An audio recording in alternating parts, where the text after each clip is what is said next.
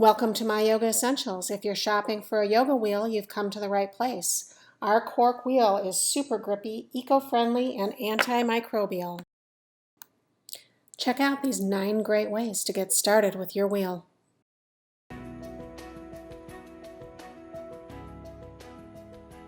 To get started, you're going to begin by opening up your chest, shoulders, and back by just setting the yoga wheel in front of you and placing your palms together and stretching out with straight arms till you feel that stretch through the back of your shoulders, your upper back, your lats, and your chest. It's a great way to open up that tight upper body that's common from sitting a lot.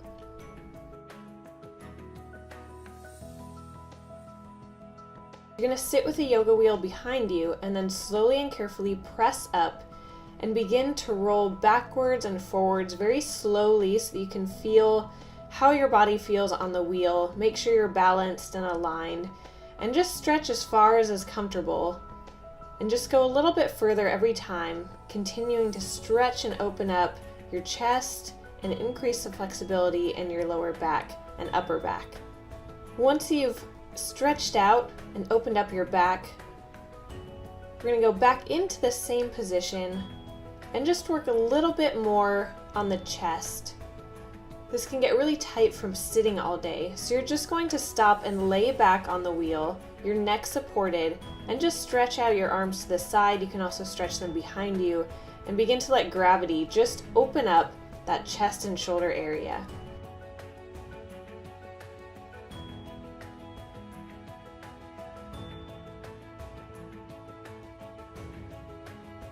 Then you're going to use that same exercise that we did just a few ago, but this time, in order to work on a back bend, what you can do is roll back into a position where you're comfortable, and then you're going to turn your palms in towards your head and towards your body with your upper back resting on the wheel. Feet should be hip width apart, toes pointed straight ahead.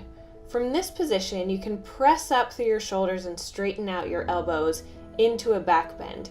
If you can't make it, that's fine. This is why the yoga wheel is helpful. You can just come right back down onto the yoga wheel.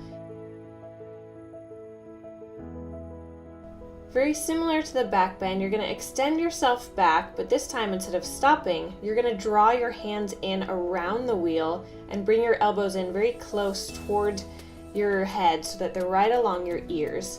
And then extend your feet out in front of you, toes pointed straight ahead. And you can continue to press yourself back, trying to bring your shoulders a little bit closer over your elbows if you have enough flexibility to do so. And then when you're ready, just carefully lower yourself back down.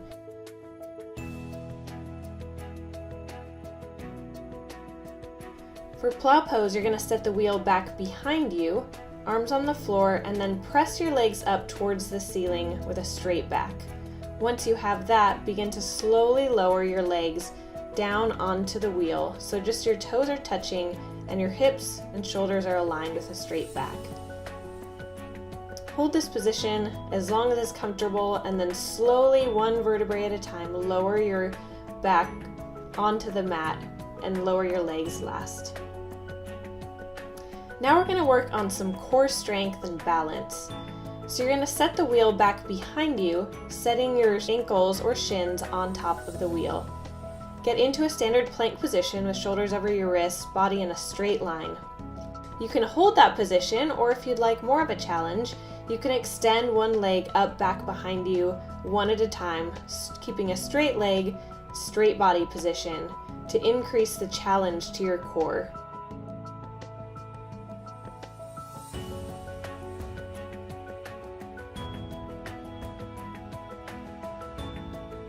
Do this as many repetitions as you can or as comfortable, and then when you're ready, slowly drop your knees back down toward the floor and release the position.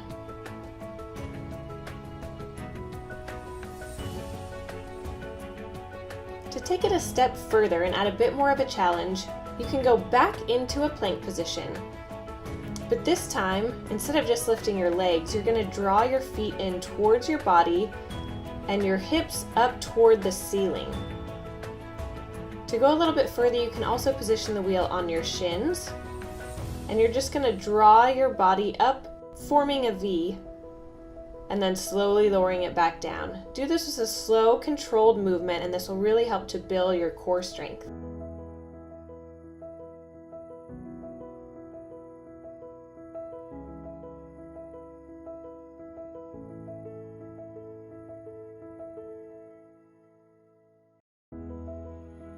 For the balance lunge, rather than a standard lunge where your back leg is on the ground, you're going to make it a little bit harder by putting your back leg on top of the wheel so that your shin rests on it. You can either hold this position, or you can begin doing this up and down movement, pressing up on that front leg, drawing your back leg in behind you, and extending your arms up overhead as you lower. To take this a little bit further and make it a little bit harder, rather than extend into the full lunge position, you're going to rest your knee and upper thigh on the wheel behind you. Your front leg will still be in that bent position like a lunge, but now you're going to draw your back foot in toward your body and grab it with your hand. From here, lower as far as is comfortable, and this is going to be a great stretch for your quads and for your hips, as well as a great strengthening for that front leg. Extend your other arm up toward the ceiling and try and keep a straight body. Hold this as long as you can, or as long as is comfortable. The yoga wheel is great for helping to learn headstands. So what you can do is place the wheel in front of your head, wrap your hands around it, and then begin to slowly walk your feet in toward your body. You can rest your shoulders back against the wheel for balance, and then extend your legs up toward the ceiling. Once this is easy, try putting the yoga wheel out further in front of you so that you're not resting your shoulders against it, but instead your shoulders and elbows are completely aligned and the wheel is just there for a little bit of support. I hope this helps. Thanks for watching.